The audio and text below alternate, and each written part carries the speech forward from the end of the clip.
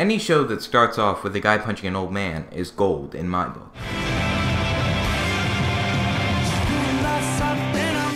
Hello everyone, Core here, and today I'm reviewing Barakamon. Hopefully I pronounced that correctly. Based on the general opinions around the web, it seems this show is a favorite of the season, up there with Gekkan Shoujo, and I can definitely see why. It's got humor, a somewhat unique take on the city boy in the country idea, and some really feel-good moments. Let's get started. So, the story starts off with Seishu Handa, who after having his calligraphy insulted by that old man you saw earlier, he punches him. To avoid the public after such a scandal, his father suggests that he go on a leave of absence to the country and work on his calligraphy from there. Here he meets tons of people who welcome him with open arms and who he gradually becomes close friends with. Something to be noted is that the show doesn't ignore his punching the director, and it actually brings it up in a pretty serious and realistically handled light. I think what I love most about this show is the sense of community.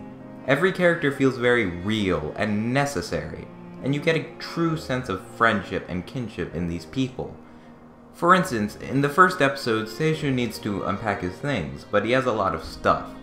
Without even being asked, the entire neighborhood shows up to help, and to them it's completely normal. In these few stills that come after that, I get more sense of friendship than most shows can give you in an entire season. And this show is packed with moments like that. As far as the story itself goes, it's pretty basic. A city boy going to the country to find himself is by far no new concept, and it's done to death in films in particular. One thing I liked about the show was the use of calligraphy.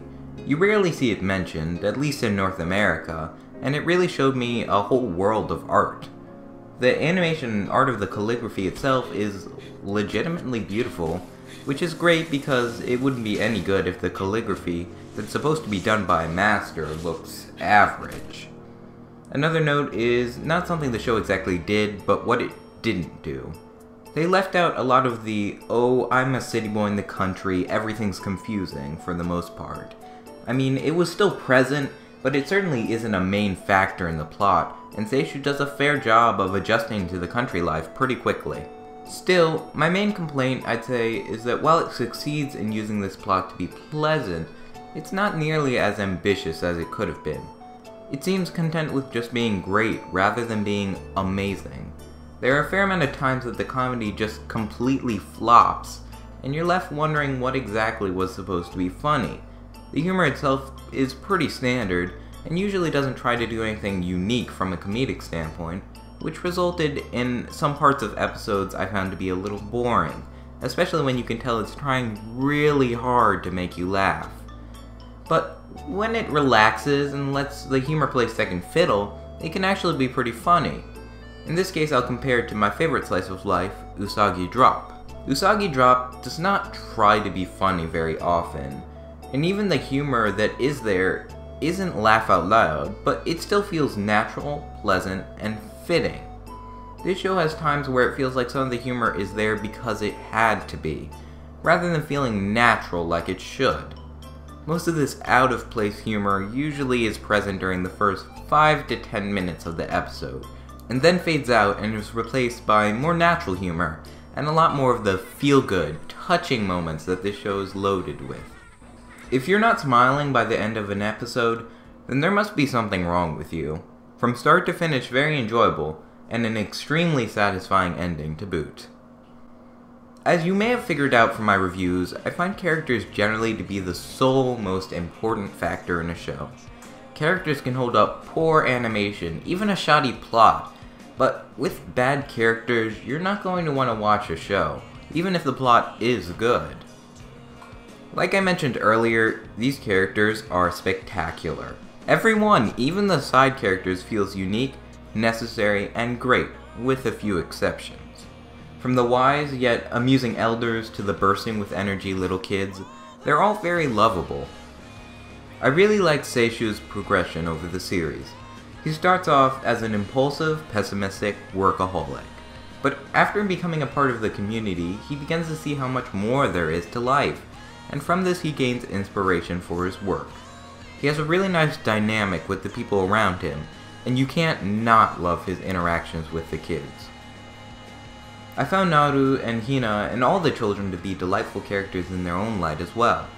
Properly done kids is such a hard thing to find, with the last I saw being Usagi Drop, but when child characters are done right, it really works.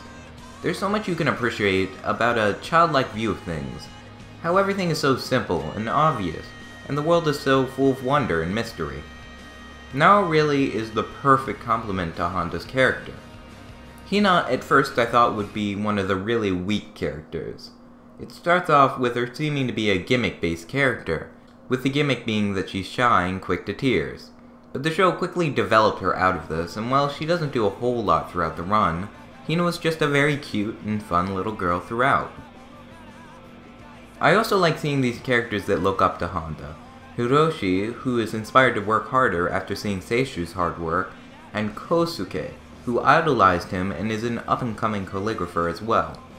Both were interesting in their own way, and I particularly liked how through their interactions with Honda, both discovered something about themselves and Honda as well. We get the idea that Kosuke is a lot like Honda was before coming to the island, and this provides a nice contrast between how Honda has developed and grown as a character. That said, there are some weaker characters, Tamako and Miwa in particular. These characters came off as a little annoying, almost mean-spirited at times, and often their disrespect towards Seishu could get pretty tiresome. With the kids, it's not so bad. They're kids, they'll do these things, and at the very least they're cute while they do it. But these are middle school students. They don't really have a good excuse to be acting the way they do. For instance, in one scene it's shown that Miwa has made copies of Seishu's house key and has given them to everyone. And in another scene they try to peek on him when he's in the bath, and turn the heat up on it to scalding hot. I don't find that funny, it's just being mean and a jerk, to be honest. Along with this, there was the second dynamic of Tamako being obsessed with manga, and the whole lame misunderstanding that comes from when she sees Seishu and Hiroshi hugging. It didn't stay funny for very long, and her character had about as much depth as her kitty cool. Now, let's get into the animation. It's good. I can't really go into a lot more depth than that.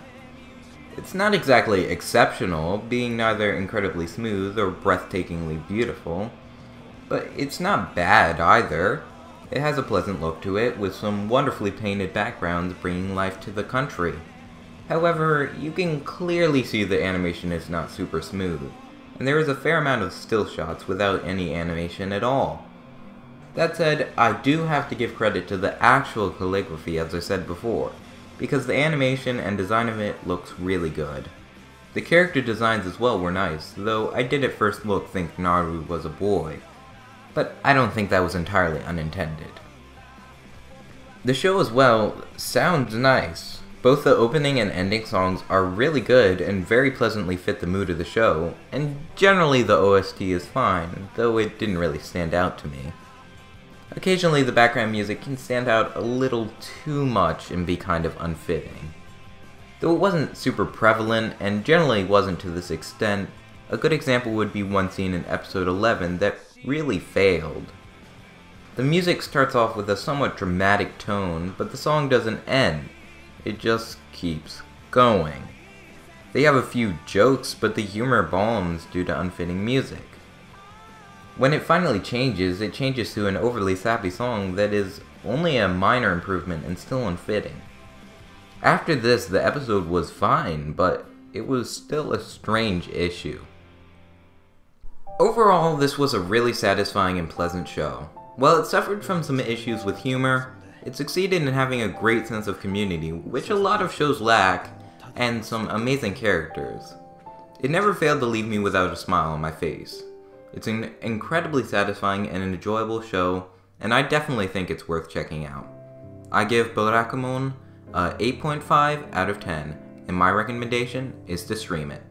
Thank you all for watching, and I'll see you guys later. Peace out.